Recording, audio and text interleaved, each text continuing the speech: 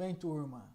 Hoje, aqui na nossa aula, no nosso módulo EAD, vamos então tendo a oportunidade de trabalhar um pouquinho da genética básica, a genética mendeliana, onde nós teremos a oportunidade de discutir questões básicas, porém que foram fundamentais à estruturação de tudo que hoje nós conhecemos em relação à genética, baseado nos princípios mendelianos, onde hoje nós estamos analisando que das ervilhas, passamos aí aos estudos transgênicos. Falando um pouquinho sobre Mendel, só para lembrar as considerações em relação aos seus estudos, seus propósitos, que são de suma importância também que a gente tenha essas informações.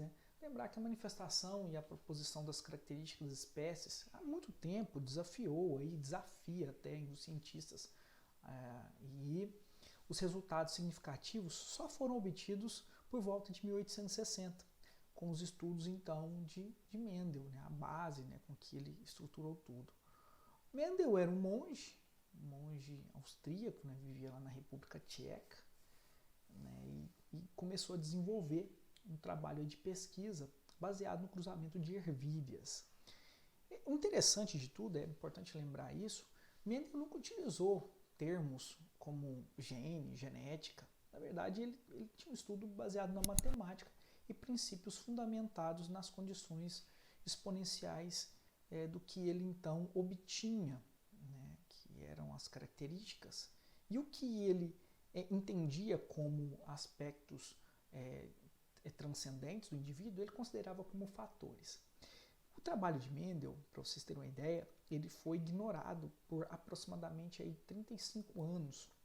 Esse trabalho ele só pôde ser utilizado posteriormente com, claro, a perspectiva de utilização então, desses cálculos então, obtidos aí por Mendel. Mendel ele ficou conhecido então como o pai da genética, assim ficou considerado o pai da genética.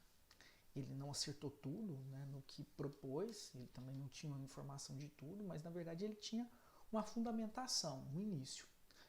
Então seus estudos, elaborou então leis significativas aí no emprego dessas observações científicas. Ele pautou-se basicamente seu trabalho por aproximadamente 10 anos aí, no cruzamento de ervilhas. Ele conhecia o princípio aí de cruzamento das ervilhas, onde 22 espécies de ervilhas foram cruzadas e então ele pôde extrair alguns resultados. Lembrando que as ervilhas trouxeram também um aspecto importante nessa pesquisa, principalmente pela sua morfologia e fisiologia. As ervilhas são plantas então de ciclo curto, as flores são clistogâmicas e claro que elas também poderiam ser autofecundáveis, então isso ajudou bastante. Ele, nas condições de observação dessa, então ele trabalhou com umas linhagens puras, hoje chamada de homozigotas, e esse princípio então trouxe as informações necessárias à continuidade do seu trabalho. Por definição, só para lembrar que a genética ela é conceituada como um ramo aí da biologia, que se ocupa dos estudos dos fenômenos da hereditariedade, ou seja, a propagação das características e das condições hereditárias. Atualmente, claro que isso é implementado aí pela condição da engenharia genética, mas no sentido geral, claro, que a fundamentação da genética objetiva-se na condição de desvendar de questionamentos tipo o que, qual, quando, como e onde, há quanto tempo caracteres se processam dentre as gerações. E o material básico do estudo da genética é o ADN, o DNA, o ácido desoxinucleico. Bom, perspectivas em relação a tudo isso, claro que foram consagradas, e dentro dos propósitos de estudo, as regras impostas por Mendel, ele traz a consideração da primeira lei de Mendel, fundamentada na segregação dos fatores ou da pureza dos gametas, lembrando que ele não utilizou o termo gene nem genética. A primeira lei de Mendel ela estabelecia que cada caráter ele é determinado então por um par de fatores, quer dizer, de genes, que se dissociam durante a formação então dos gametas e reagrupam, e esses podem ser dotados, claro, de uma condição né, dissipativa em relação à expressão desses que hoje nós chamamos de fenótipos. Os caracteres são manifestados pelas interações gênicas, né, de dominância ou recessividade, que hoje nós chamamos de monohibridismo com dominância. Bom, as proposições, né, então as proporções, desculpem, né, de fatoração disso, nós vamos discutir um pouquinho depois. Bom, e a proposta hoje, então, claro, que é trabalhar com vocês o conhecimento básico, o que vocês conhecem a respeito da genética mendeliana, né, antes de qualquer aspecto. E para isso eu vou mostrar para vocês que um exercício aparentemente simples, e que eu vou utilizar aqui como modelo, ele pode nos embasar dessa condição de nos autoavaliar sobre o que nós conhecemos em relação a tudo isso. Lembrando que a genética mendeliana, em relação à sua primeira lei, ela é representativa em todas as considerações para com a segunda lei, tá bom? Depois a gente vai ter a oportunidade de mostrar que a gente pode extrair os dados da segunda lei de Mendel utilizando cálculos da primeira lei, tá bom? Essa é uma outra oportunidade. Vamos aí, vamos começar então com um exercíciozinho básico, né? Uma questão comum, que eu vou chamar de modelo aí, foi cobrada em vestibular, já foi cobrada em Enem, alterando alguns detalhezinhos. E essa é uma questão de genética, né, que traz aí a informação dentro do conceito aí dos heredogramas. Os heredogramas, né, ou genealogia, eles apresentam dados dentro de gerações entre os indivíduos que se interrelacionam, estão ligados, associados aí, representados aí, né, os círculos, o sexo feminino e os quadros, né, os quadrados aí, os indivíduos do sexo masculino. Lembrando, gente, que na biologia nós não vamos considerar comportamento, então aqui nós temos que encarar a realidade da existência genética dos indivíduos, como masculino e feminino, tá bom? Longe de minha parte preconceituosa aí, tá bom? Analise aí, pessoal, um heredograma, então ele expõe uma legenda, nós temos uma legenda aí com 2 prognósticos, indivíduos aí achurados, que foram tratados aí como afetados, e os não achurados, aí, que são indivíduos normais. Normal do quê? Não interessa, né? Apenas um fator diferente, né, dentre os fenótipos. Os fenótipos são as características expressas, né, pelo conjunto gênico do indivíduo. Bom, de cara, na primeira questão, nós já nos deparamos com uma necessidade de uma informação básica, que é a marcação e identificação dos indivíduos. Olha lá, o casal 24 e 25. Para aí, se você não souber quem é o casal 24 e 25, você não continua o exercício, é impossível. Então nós temos que trabalhar a identificação também dos indivíduos no heredograma antes de passarmos aí ao caso, né, do processamento das informações mendelianas. Então vamos analisar aí, tá? Vamos extrair então, primeiramente aí, né, o heredograma, tá? E nesse heredograma, trabalhando nossa resolução, tá? Vamos olhar para ele, né, e tentar marcar os indivíduos. Existem regras e vocês têm que seguir essas regras, não podem sair delas. A primeira regra é a marcação das gerações. Sempre vocês vão seguir os alinhamentos horizontais dos indivíduos aí do heredograma. Vocês marcam as gerações, sempre de cima para baixo, tá? Sendo marcados aí com algarismos romanos. Então vamos lá, ó. Primeira identificação no alinhamento, temos aí, né, então, a nossa geração 1, descendo a geração 2 e geração 3. Então, o heredograma que traz a informação então, de 3 gerações, só 3. Tá? Se tivesse um indivíduo associado aí abaixo aí da geração 3, seria a nossa geração 4. E a gente faz então a marcação agora dos indivíduos, a identificação individual deles. Então, nós temos, né, sempre na regra, considerando, né, a marcação da esquerda para a direita, tá? Começando pelo número 1, nunca utilize o 0. Termina, volta novamente. Então temos lá 1, 2, 3, 4, geração 1. Temos aí, né, 1, 2, 3, 4, 5, 6, 7, geração 2. E 1, 2, 3, 4, 5, geração 3. Lembrando, né, que exponencialmente, se a gente fosse analisar, a quantidade de indivíduos provavelmente na geração 3 tende a ser maior, porque é um número maior de indivíduos aí para se relacionar e reproduzir, né? Bom, o próximo passo agora, claro, né, que é a identificação circunstancial de razões dentro desse heredograma. Bom, a potencialidade, então, dos heredogramas, além de marcar os indivíduos, é fazer a consideração genética. Então, primeiro de tudo, quem é dominante, quem é recessivo? É possível identificar isso? Sim, é possível sim. Olha lá, nós temos um indivíduo afetado achurado e um indivíduo não achurado sendo normal.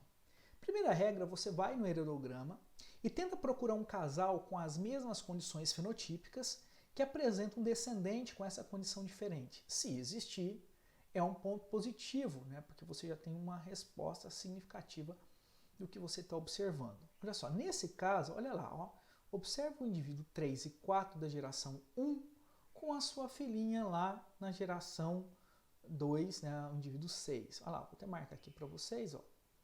Né? E aí, olha só, olha lá, nós encontramos esse caso aqui. Se a gente extrair então os dados e for observar, você vai perceber que isso é possível dentro de uma observação mendeliana. Olha lá, um casal com mesma característica que apresenta um indivíduo com característica diferente. Como isso é possível? Sim, os indivíduos eles podem portar genes diferentes, que são então considerados heterozigotos.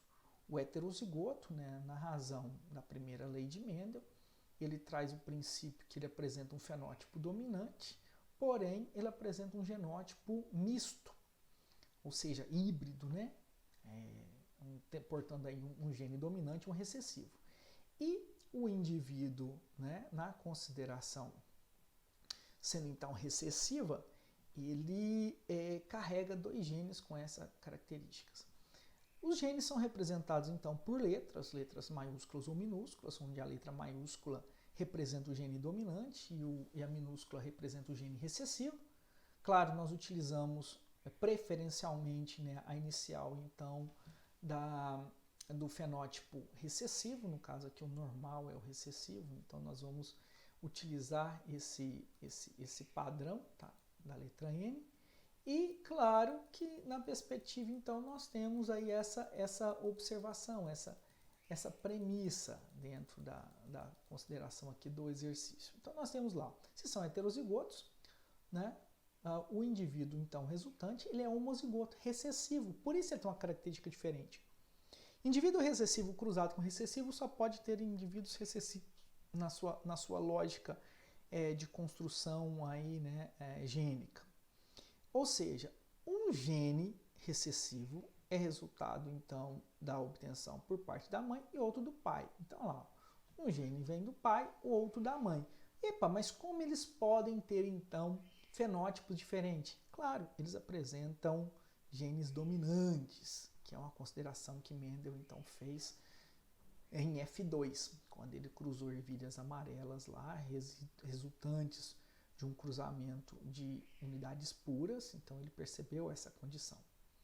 Então, claro, se a gente voltar ao heredograma, agora a gente pode identificar que todos os indivíduos então não achurados, eles apresentam então um genótipo recessivo, N1. Muito bem, você pode ir lá no heredograma, você vai preencher tudo isso. Interessante lembrar, pessoal, tá, que o heredograma ele é mais ou menos como um quebra-cabeça para quem gosta aí, né? Você fazer identificação aí dos genótipos, né? É um princípio bastante interessante. Então temos lá, né? Nós já identificamos, claro, que o genótipo do indivíduo 3 e 4, né? No slide anterior, né? São heterozigotos e todos os indivíduos que são afetados devem apresentar pelo menos um gene dominante que garante então esse resultado. Né? Então temos aí, né, todos os indivíduos são homozigotos, apresentam aí um gene dominante. Muito bem, e agora vamos aí observar outras questões. Se vocês falar na geração 3 e observar lá um indivíduo, na geração 3 um indivíduo 2, o 4 e o 5, todos eles então são homozigotos recessivos, ou seja, um gene originário da mãe e outro do pai. Bom, a mãe só deu o eninho, então quer dizer que esse enão veio do pai. Para ter um outro eninho, é necessário então que o pai também tenha um eninho, né? Isso é uma questão óbvia. Dá uma olhadinha aí na mãe, na 4 da geração 2, olha lá, ela tem um genótipo homozigoto, recessivo, então ela doa eninho, esses genes eninho, né, para todos os descendentes, completando aí o heredograma na geração 3. Mas olha só, temos o indivíduo 7. Qual é o alelo, quer dizer, o correspondente gênico aí desse gene dominante? Seria o enão? Né? Seria um eninho? Bom, nessa situação, nós não temos uma certeza, porque ele não tem um resultado final do seu cruzamento. Isso é levado em conta, assim, na análise. A princípio, a gente pode lembrar das regras de obtenção de dados aí, né, por parte de Mendel. Então, vamos a elas, né? Se a gente utilizasse os seus princípios, nós teríamos, então, né, no nosso F1, o cruzamento, né, das informações homozigóticas, ou seja, os distintos informativos genotípicos aí do cruzamento envolvido, tá? Um indivíduo homozigoto dominante cruzado com homozigoto recessivo. Na tabela de Punnett, nós construiríamos da seguinte maneira, olha lá, genes dominantes, né, são dissociados formando gametas do tipo dominantes, e genes recessivos dissociados formando então gametas com genes recessivos. No cruzamento, na interseção entre, né, os genes, nós temos aí então a oclusão de informações todas do tipo heterozigota. Lembrando, né, que os descendentes correspondem a 100%, né, no total, e cada um leva então esse quantificativo percentual, nesse caso aí os 25%, cada um. No total, então, nós temos um resultado genotípico, quer dizer, né, expressão gênica, de 100% de indivíduos enão eninho. E olha que interessante, nesse caso, coincide com o fator percentual fenotípico, 100% com o resultado, né, visando aí o gene dominante, nesse caso, 100% afetados, né? Então, temos a coincidência dos resultados. Se a gente pegar agora esse dado obtido, então, em F1 e intercruzar, nós temos F2. E agora nós temos, então, o fator heterozigoto com heterozigoto, que é o que estava escrito lá no heredograma. Obtendo, então, por meio do quadro de Punnett, né, os indivíduos aí, cada genótipo heterozigoto produz, então, um gameta com gene dominante e um gameta com gene recessivo. No intercruzamento, então, nós teremos aí, né, um descendente, né, quer dizer, a proporção gênica, né, de descendentes homozigotos dominante, heterozigoto, outro heterozigoto e um homozigoto recessivo. Se a gente quantificar percentualmente, 25% para cada um, o resultado, então, nós temos, olha lá, 2 heterozigotos, um homozigoto dominante e um homozigoto recessivo. Então, a gente vai obter o seguinte dado, né? 50% de indivíduos heterozigotos, 25% homozigoto dominante, 25% de homozigoto recessivo. E você faz essa observação também em relação à proporção, né? Tá aí do lado, 1 para 2 para 1, ou seja, um homozigoto dominante para 2 heterozigotos para um homozigoto recessivo. Nesse caso, não coincide, então, com o fenótipo, a questão óbvia, né? Eu tenho um aumento exponencial da observação, então, dos resultados para com afetados, né, onde existe maior propensão da manifestação do gene dominante, 75% afetados e 25% são aí normais, tá? Ou seja, razão aí de 1 para 3, tá bom? Voltando agora ao nosso exercício, né, a nossa primeira questão aí de manifestação, agora a gente pode responder, né, os quesitos aí então apresentados. Temos aí, né, primeira questão, associação então entre o casal 2,4 e 2,5, são os indivíduos que confirmam a dominância para o caráter normal. Nós percebemos que o caráter normal ele não é dominante, sim recessivo, ou seja, essa alternativa ela é desconsiderada. Olha a letra B, os indivíduos afetados possuem fenótipos recessivos. Não, nós vimos que eles apresentam fenótipo dominante na condição afetada, né?